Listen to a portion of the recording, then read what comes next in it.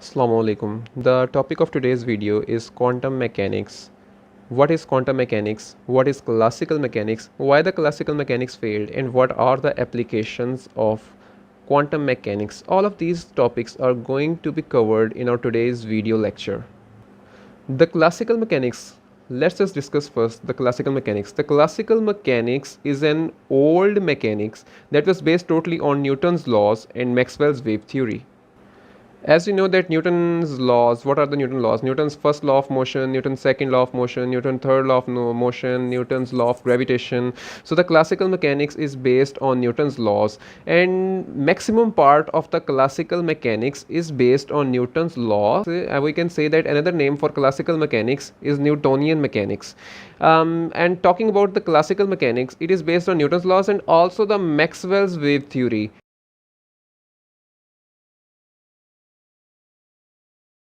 So what was Maxwell's wave theory? The Maxwell's wave theory explains that the light is composed up of electric and magnetic field propagating perpendicular to each other. So that was the Maxwell's wave theory. This classical mechanics was totally based on the Newton's law and Maxwell's wave theory. It cannot explain the phenomena associated with microparticles because the microparticles, if we talk about the microparticles like electron, proton, neutron, atoms and molecules, they deviate from their ideal behavior that was expected by Newton's laws. These deviations could not be explained using the Newton's laws and Maxwell's wave theory. These deviations can only be explained from the quantum mechanics. So, if I talk about classical mechanics is the mechanics that applies on macroscopic particles like everyday particles, everyday objects. And if I talk about quantum mechanics applies on atomic and subatomic particles. It describes the nature and physical properties of the atoms and molecules, and moving on towards the electrons, protons and neutrons, and also the quarks and gluons. So I can say that quantum mechanics applies to the microscopic particles, whereas classical mechanics applies to the macroscopic everyday particles. So why the classical mechanics could not be applied on quantum mechanics, and why the quantum mechanics only explains the phenomena occurring at the atomic and subatomic levels. So we are going to discuss this topic in why the classical mechanics failed. The classical mechanics failed because if we follow the laws and the rules of classical mechanics, the classical mechanics says that position and momentum of a particle can be determined simultaneously. Okay, for example, if you are moving on a car, let's just suppose that you are moving on a car at some instant. You can tell your position, okay, you can also tell your velocity, with which velocity you are moving. So at the same instant you are able to tell your position, that where you are, and you are also able to tell what is the velocity, what is the motion, and in which direction you are moving. You can tell everything about that car at the same instant. But if I talk about an electron, I cannot describe everything about the electron simultaneously. Okay, why cannot I describe everything about the electron simultaneously? Because there's a principle known as Heisenberg uncertainty principle that tells us the position and momentum of an electron cannot be determined simultaneously. Let's just say that if I want to locate the position of an electron, okay, let's just say that here's an electron and I want to locate the position of the electron. So I have to throw a wave that has a higher energy. I have to throw a wave on it that has a higher energy. So when the wave interacts with this particle, we can find the position of the particle if only this wave has higher energy. Higher energy means it has a shorter wavelength. If I use the wave of shorter wavelength, only then I can find the position of an electron. Okay, if I want to determine the velocity of an electron, I would have to use the wave of less energy, because if I use the wave of more energy, the motion of the electron is going to be disturbed. Okay, if I use the wave of higher energy and throw it on the electron, the motion of the particle will be disturbed, and we will not be able to find the momentum, the velocity of the electron. So if we try to find the velocity of an electron, we have to use the wave of longer wavelength. And so I can say that if I am going to find the velocity, the momentum of an electron, I will use the wave of longer wavelengths. So using the wave of longer wavelength, it has lesser energy. Lesser energy makes it possible to find the momentum, but lesser energy also makes it impossible to find the position, because the position can only be found if we use the wave of shorter wavelength and more energy, so that on interaction we can measure the effects. Whereas if we take a wave of longer wavelength and lesser energy, we can find the velocity, but the position becomes uncertain. So this was what the quantum mechanics said. This was what Heisenberg said in his uncertainty principle, that the position and momentum of an electron, of a moving particle, of a moving subatomic particle, cannot be found simultaneously. But if I talk about classical mechanics can say that the position and momentum can be found simultaneously, as I have told you with the example of a car, that you can say and that you can tell the position of a car, and at the same instant you can also measure the velocity of that car. Moving on, according to the classical mechanics, the another drawback of the classical mechanics, according to the classical mechanics, energy is emitted or absorbed continuously. The classical mechanics said that the energy is continuous, it's emitted or absorbed continuously.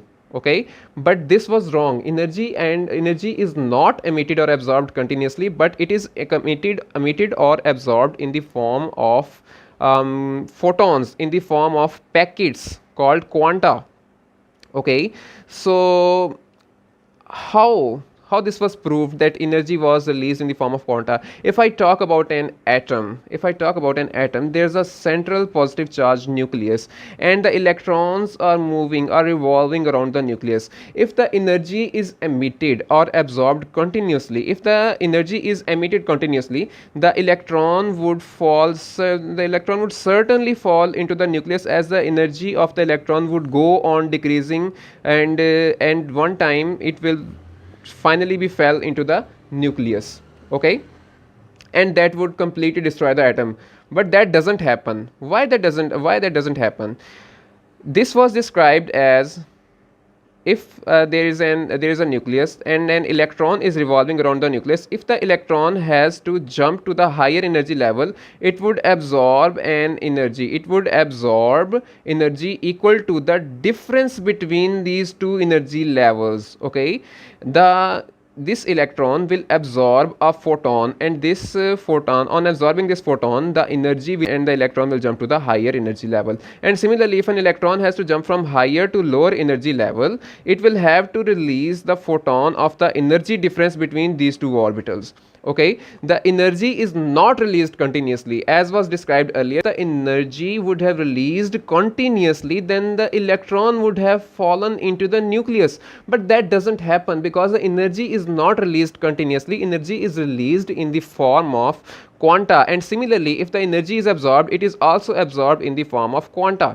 So classical mechanics could not explain this. And further moving on, the classical mechanics also could not explain the photoelectric effect, the black body radiation, the heat capacities of solids, and atomic and molecular spectra.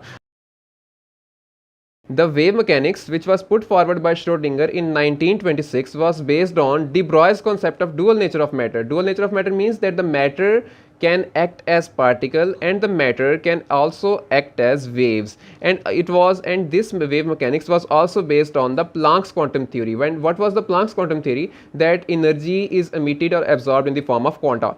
Okay, so this wave mechanics is also known as the particle mechanics, and this wave mechanics is also known as the quantum mechanics. So we can say that the quantum mechanics was put forward by Schrödinger in 1926 based upon the de Broglie's concept and dual nature of de Broglie's concept of dual nature of matter and the Planck's quantum theory. So what are the application of quantum mechanics? By application I mean where the quantum mechanics is applied. It enables the scientist, the quantum mechanics enables the scientist to calculate the energy levels and other properties of atoms and molecules. Using the quantum mechanics, the scientists were able to calculate the energy levels. Secondly, it helps to understand the periodic variations in ionization potential, electron affinity, and atomic size. You have read about that if we move from left to right in a period, the atomic size decrease, and if we move from top to bottom in the group, the atomic size increase. Similarly, there are trends for electron affinity, there are trends for ionization potential. These periodic variations, these trends can be explained using the quantum mechanics. Another thing, to understand the nature of chemical bonding, quantum mechanics can be used to understand the nature of chemical bonding, what type of chemical bonds and what is happening in the at the microscopic level. We can use the quantum mechanics to explain what is happening at the molecular level. Another thing, that energy levels, bond lengths, and the bond angles can be calculated using the quantum mechanics. So that's the fourth point. The first point was we can calculate the energy level, the second point was we can understand the periodic variations, and the third point was we can understand the nature of chemical bonding. The fourth point, we can calculate the bond lengths, energy levels, and bond angles. And the fifth point, we can also find the dipole moment using the quantum mechanical principles. Okay, and the last thing, that it also provides the basis for understanding the spectroscopic measurements.